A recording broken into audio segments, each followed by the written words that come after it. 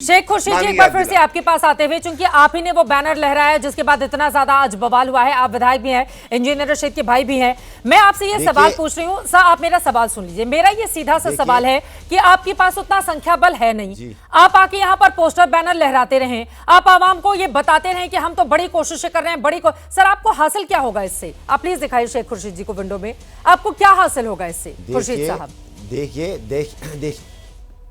देखिए लोगों ने हमें मैंडेट दिया है, कम से कम हम इस चीज का विरोध तो करें कि किस तरह से 5 अगस्त को जिस वक्त 370 और 35A को हटाया गया, उस वक्त पूरी वादी जम्मू कश्मीर, पूरे जम्मू कश्मीर स्टेट को खासकर वादी कश्मीर को किस तरह से कर्फ्यू के तहत जो है लोगों को अपने घरों के अंदर बंद रखा गया। उस वक्त जो है इंटरनेट और कम्युनिकेशन को ब्लॉक रखा गया। उस वक्त जो है पब्लिक रिप्रेजेंटेटिव्स नहीं थे। 5 अगस्त के बाद आज पहली बार जो है चुनी हुई एक सरकार आई है, चुने हुए नुमाइंदे आए हैं। कम से कम हमें हक तो है कि हम विरोध करें, कि हम अपना जो है अपनी बात रखें कि हम उस चीज के खिलाफ थे, हमारी मर्जी के खिलाफ हुआ। बाकी वापस आए ना आए वो हम आगे देखेंगे, वो आ सकता है नहीं आ सकता है, वो एक अलग टॉपिक है। लेकिन कम से कम करते हैं, आपको पता है कि उस संविधान का बहुत सारा अनुच्छेद लागू नहीं होता था 370 की वजह से जम्मू कश्मीर में। बहुत सारे ऐसे अनुच्छेद, बिल्कुल देखिए, कम से कम आवाम के बीच जाते हैं, कम से कम हम कंडम तो कर सकते हैं, कंडम तो कर सकते हैं ना। जो रेजोल्यूशन कल आई, चाहे वो कमजोर थी या मजबूत रेजोल्यूशन थी, वो पास तो हो गई वहां पे। अगर इससे बीजेपी वालों को कोई प्रॉब्लम नहीं है तो वो हाउस को क्यों नहीं चलने देते हैं?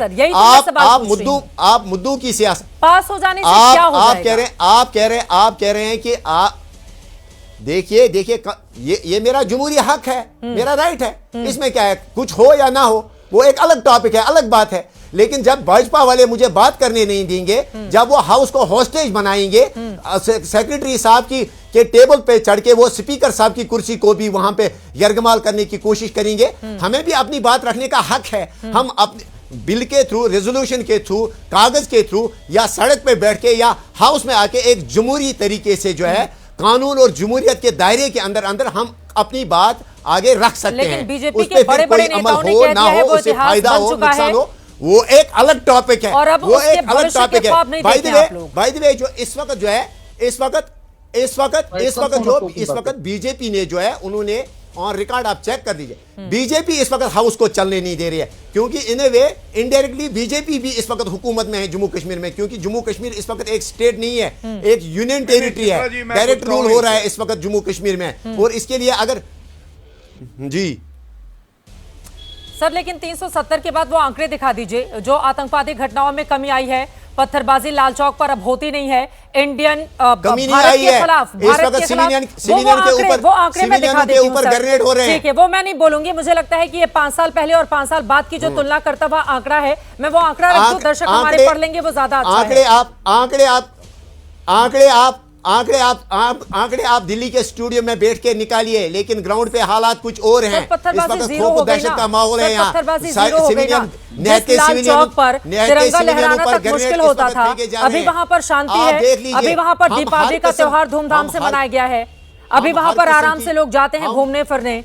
पिछले 5 सालों में अगर हम देखें तो टूरिस्टों की किस तरह से संख्या बढ़ी है। हाँ, हम वायलेंस और तशद्दुद के साथ नहीं है, हम वायलेंस और तशद्दुद के साथ नहीं है, हम बिल्कुल मजम्मत करते हैं अगर इस किस्म के वाक़ात होते हैं, और हम वायलेंस के बिल्कुल खिलाफ हैं। सर, मजम्मत कर देने से कुछ नहीं होगा ना, अगर वहां पर लगातार इस तरह से पत्थरबाजी होती थी और अब उसको रोक पाने में केंद्र सरकार बीजेपी की कामयाब हुई है, तो उसका क्रेडिट उसको मिलना चाहिए, नहीं मिलना चाहिए? किस तरह से रोक सकते हैं, किस तरह से? अपना रोल होता है, अपना रोल होता है। मैं एक विधायक हूँ। पत्थरबाजी रुकी या नहीं रुकी? जी, पत्थरबाजी रुकी या नहीं रुकी? पत्थरबाजी रुकी, लेकिन बंदूक वायलेंस के वारदात में इजाफा क्यों हुआ? सिविलियनों के ऊपर इस वक्त आप देख लीजिए, 15-20 साल बाद यहाँ लाल चौक में ग्रेनेड हुआ, इसका जवाब तो यहाँ गौरव जी को देना है। ठीक है, गौरव भाटिया जी आप जवाब दीजिए। वीरेंद्र सिंह सोनू जी और संगीत रागी जी उसके बाद में आ रही हूँ आपके पास, बोलिए। देखिए मिस्टर शेख से मैं 2 बातें कहूंगा। जब मैंने आपसे कहा भारत जिंदाबाद बोलो, कोई सर्टिफिकेट नहीं दिया, लेकिन भारत जिंदाबाद, तिरंगा, ये वो सिंबल्स हैं, वो वाक्य हैं जो हम सबको जोड़ते हैं, हमारे जितने भी विरोधाभास हों या आपस में मतभेद हों। इसलिए बोला, आपको नहीं बोलना या आपकी अपनी सोच है। दूसरी बात, बिल्कुल आपको हक है कि आप निंदा भी करें, आलोचना करें, आर्टिकल मैंने शपथ ली है, मैंने शपथ ली है, मेरे लिए वो कम से काफी कम है। बीच मैंने में जो शपथ ली है, मैंने बीच जो में मत ओथ बोलिए, लिया है, बीच में मत बोलिए जो ओथ शेख। लिया है, जो ओथ मिस्टर हमारे लिए शेख बीच में मैंडेटरी नहीं होता है, वो मैंने मिस्टर लिया है। शेख बीच में अब नहीं। मुझे आपके सर्टिफिकेट या आपके मिस्टर नारों शेख की बीच जरूरत में नहीं मत है। बोलिए। ठीक है, ठीक है, अपनी बात खत्म मिस्टर कीजिए। शेख ये भाटी गलत साहब बात। अपनी बात खत्म कीजिए। मैं किसी को नारा कोई देने वाला नहीं हूं, लेकिन हाँ, मैं आपको मिस्टर शेख एक और बात बताता हूं, मैं अच्छी बात बोल रहा हूं। आपका ये हक है कि आप आलोचना कर सकें, ये हमारा संविधान कहता है और संविधान में हमारी आस्था है। लेकिन संविधान की शपथ आपने भी ली है, आप ऐसा कोई रेजोल्यूशन नहीं ला सकते जो असेंबली की पावर ना हो।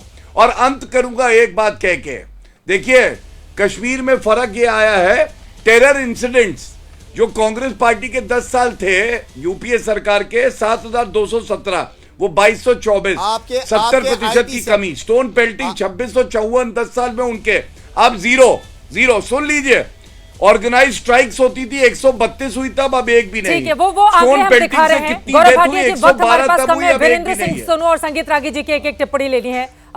वीरेंद्र सिंह जी जल्दी से, बीजेपी अपने स्टैंड पर कायम है, 3 विधायकों के साथ क्या कर लेंगे आप लोग? देखिए ऐसे है, मुझे तो एक बात की समझ नहीं आ रही कि मेरे भाई अभी कह रहे थे भाटिया साहब कि असेंबली के पास अख्तियार नहीं है। भाई अगर उस असेंबली के पास अख्तियार नहीं है, अगर उसने पास किया तो फिर हो हल्ला क्यों है? फिर आपको परेशानी कहाँ है? अगर आप कहते हो उसका कोई फायदा नहीं है, वो कुछ नहीं कर सकते, तो फिर आप कामकाज क्यों नहीं सदन का चलाते? वाला कोई नहीं होगा। मुझे बताइए, इसका मतलब ये है कि जहाँ तो आप ये झूठ कह रहे हैं। वीरेंद्र सिंह नहीं, जी आप बोले- नहीं, मैं ये कह रहा हूं, वीरेंद्र सिंह जी आप बोले क्यों थे। थे? सुनिए, आप उस सरकार में क्यों थे त्यागी साहब 4 साल?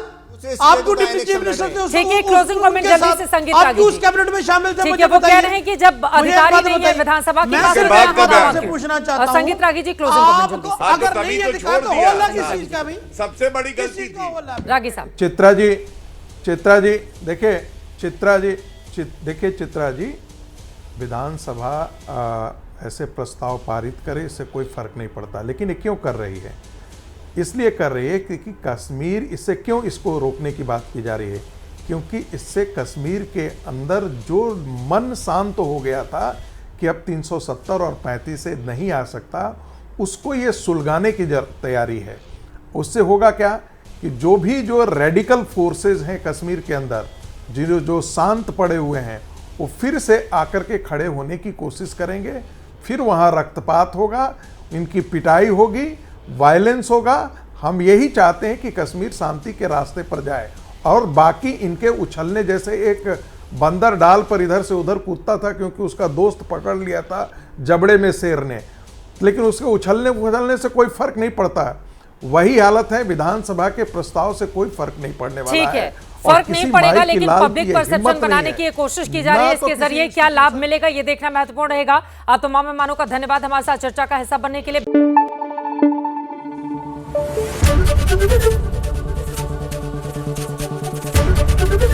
एबीपी न्यूज आपको रखे आगे।